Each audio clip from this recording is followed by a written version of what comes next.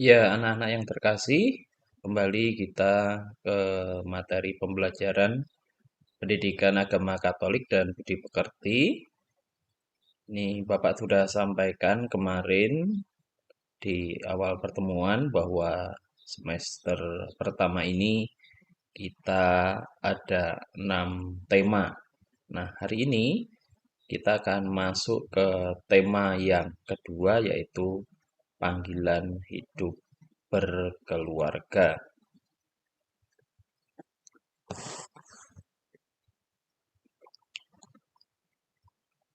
Ya, panggilan hidup berkeluarga itu diawali dengan perkawinan, merupakan panggilan hidup, yaitu panggilan untuk menjadi rekan kerja Allah dalam melangsungkan karya ciptaannya. Manusia diciptakan sesuai dengan citra Allah sendiri, serta demi perkembangan hidup dan berlangsungnya generasi hidup manusia, beranak cucu dan bertambah banyaklah seperti yang difirmankan dalam kitab Kejadian. Sahnya suatu perkawinan.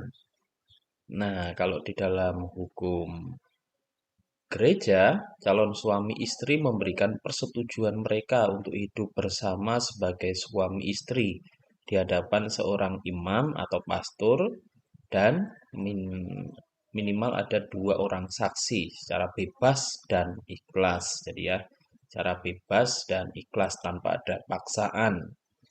Ya, jadi masing-masing calon itu memberikan persetujuan untuk menjadi suami atau istri dan dilakukan di hadapan pemuka agama, di hadapan imam atau pastor, lalu ada dua orang saksi.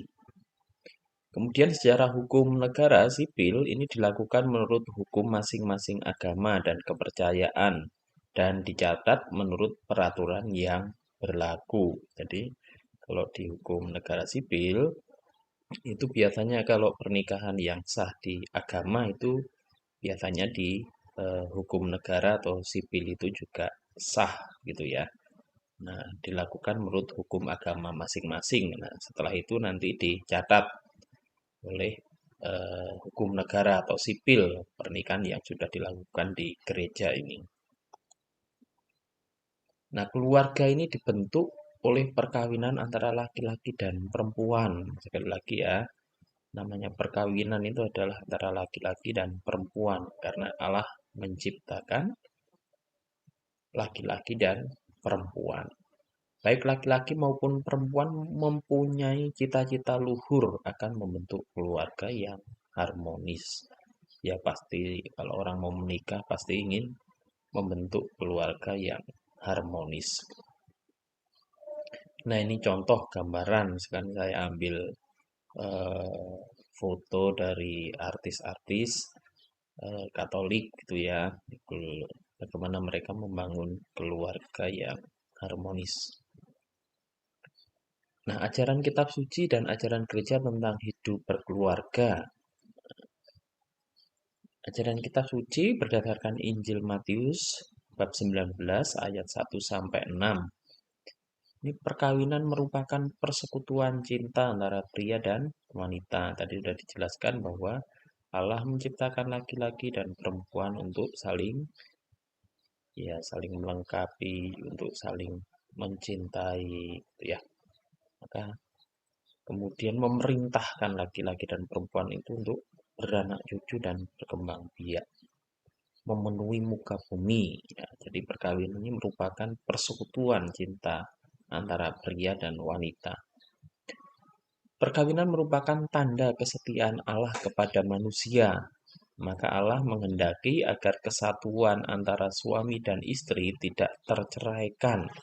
Ya, perkawinan merupakan tanda kesetiaan Allah kepada manusia. Maka Allah menghendaki juga agar kesatuan antara suami dan istri tidak terceraikan.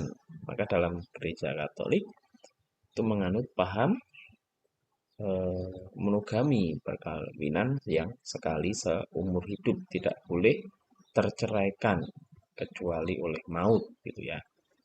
Nah, perkawinan adalah gereja kecil, turut ambil bagian dalam hidup dan misi gereja dalam membangun kerajaan Allah.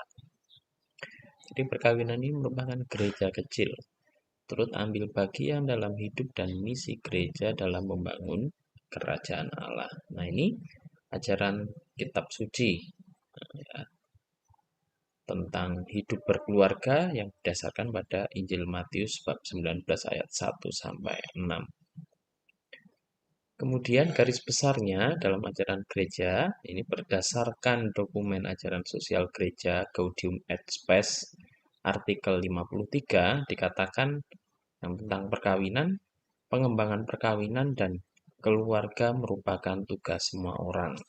Ya, di dalam Gaudium et Spes artikel 52 tentang perkawinan. Pengembangan perkawinan dan keluarga merupakan tugas semua orang.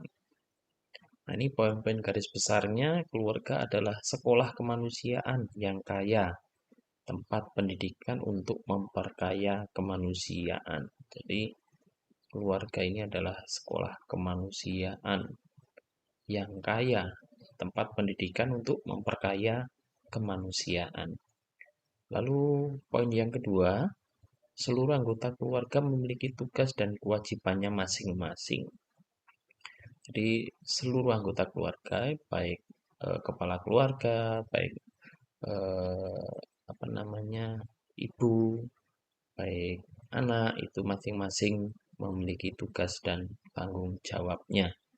Masing-masing memiliki tugas dan kewajibannya.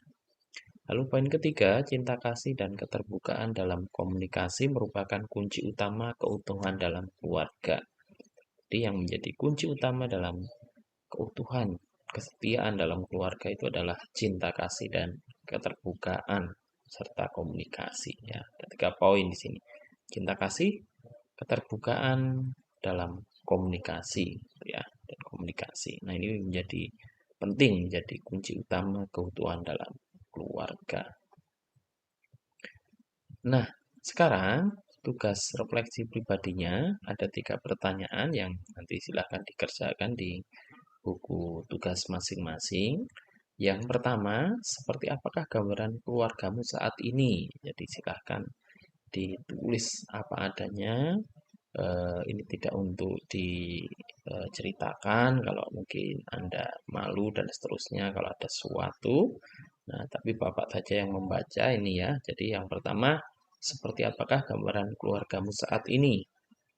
Kemudian yang kedua, gambaran keluarga harmonis seperti apa yang kamu dambakan, yang mungkin belum terjadi dalam keluargamu saat ini. Jadi, kamu mengharapkan keluarga yang harmonis, keluarga yang saya dambakan itu yang seperti apa?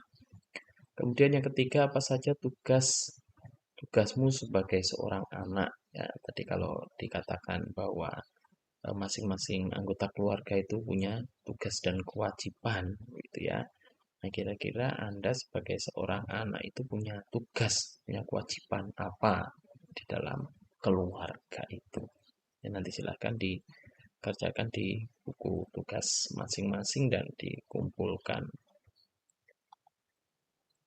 Nah, demikian anak-anak untuk materi kita yang kedua berkaitan dengan panggilan hidup berkeluarga. Kita akan berjumpa di pertemuan berikutnya. Salam sehat dan tetap semangat. Terima kasih.